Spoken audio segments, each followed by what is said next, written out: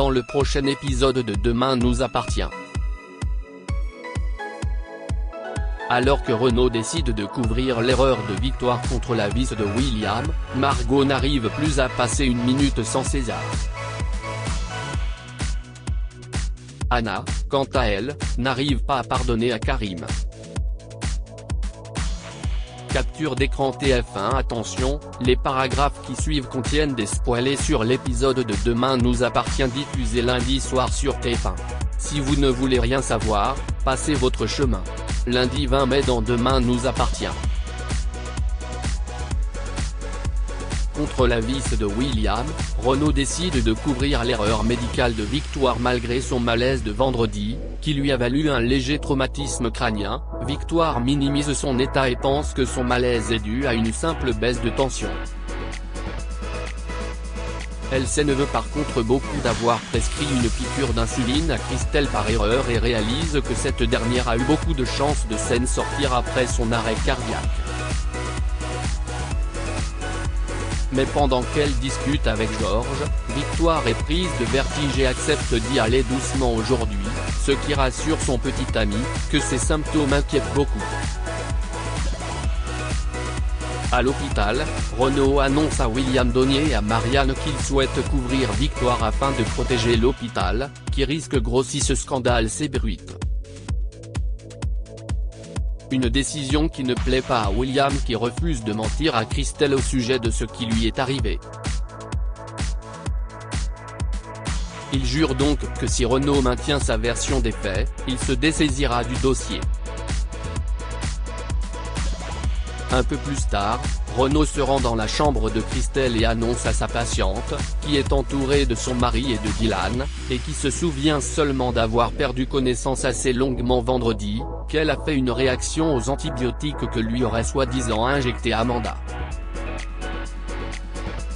Une version officielle qui semble surprendre Christelle mais qu'elle est bien forcée d'accepter au final face au diagnostic clair et précis du docteur Dumas. Amanda, de son côté, a peur d'avoir des ennuis puisque c'est elle qui a fait la piqûre d'insuline, mais Leila la rassure et lui conseille de faire un rapport dans lequel elle racontera précisément ce qui s'est passé. C'est alors que l'infirmière est convoquée par Renaud qui lui explique qu'elle est tout autant responsable que Victoire et qu'elle risque en effet gros si le conseil d'administration ou l'ordre des infirmiers ont bruit de l'affaire et s'emparent du dossier. Elle pourrait en effet être radiée. Mais Renaud lui fait comprendre qu'ils n'ont qu'à tout faire pour que cela ne s'ébruite pas et lui explique donc qu'il souhaite couvrir Victoire et garder pour lui l'erreur qui a été commise. Choquée, Amanda explique que cela va à l'encontre de ce qu'on lui a appris et avoue qu'elle a l'impression que Renaud cherche simplement à couvrir un de ses médecins. Ce à quoi Renaud lui répond qu'il cherche à les protéger toutes les deux et qu'elle devrait plutôt le remercier.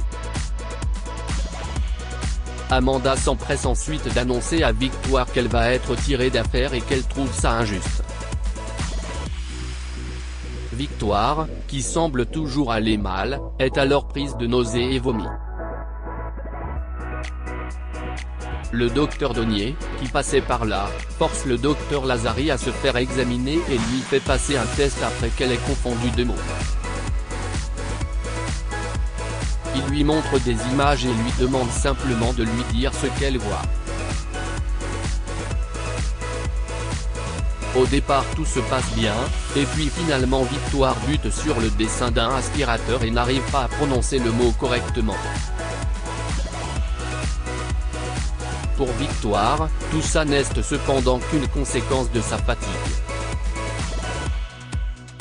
Mais étant donné ses symptômes, maux de tête, vomissements, aphasie, William décide de lui faire passer une IRM et ne lui laisse pas le choix.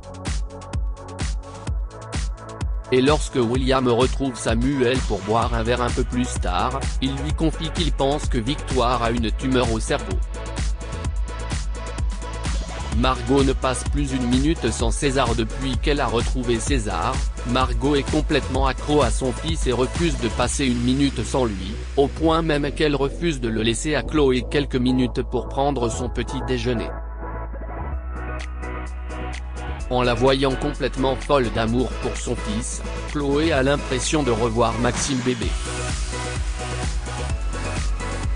Un instant de nostalgie qui la pousse à se dire qu'elle ne revivra jamais cela et qui semble donner des idées à Alex qui se permet de faire remarquer qu'il pourrait encore essayer d'avoir un troisième enfant. Jeanne avoue d'ailleurs qu'elle ne serait pas contre puisqu'elle n'a pas vu grandir ses deux premiers petits-enfants. Mais pour Chloé, si est clair et net, ils ont passé l'âge et cela ne sert à rien d'en discuter.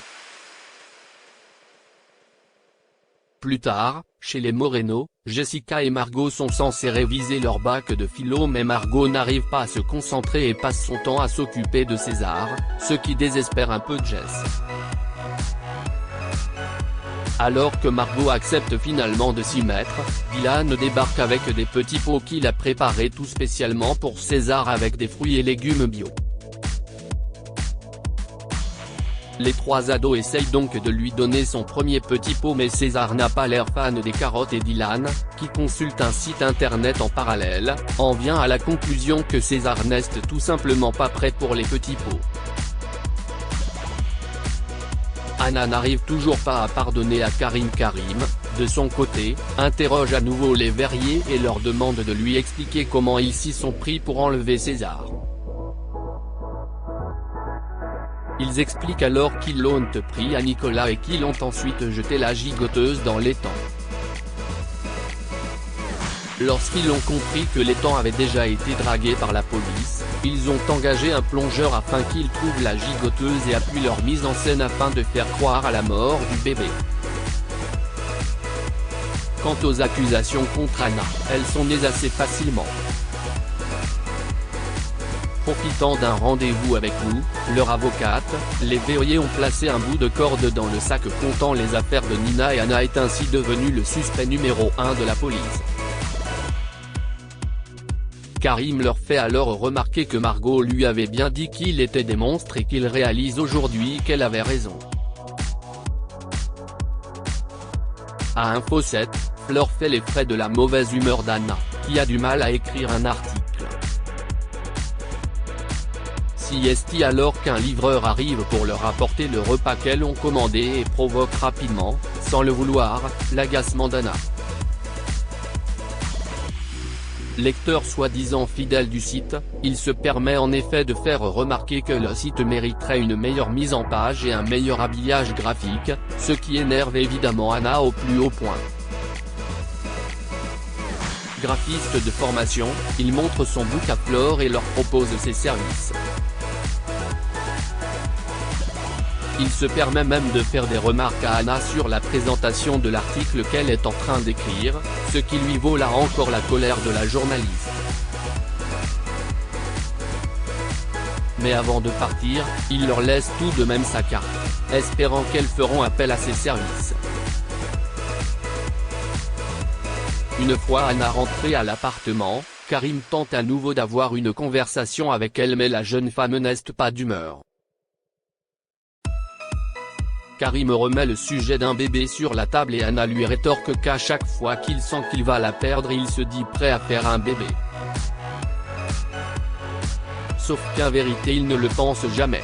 Karim lui assure que cette fois-ci c'est différent. Il est vraiment prêt. Mais Anna n'a que faire de ses promesses et avoue qu'elle pense que c'est trop tard. Est-ce vraiment la fin de leur histoire ?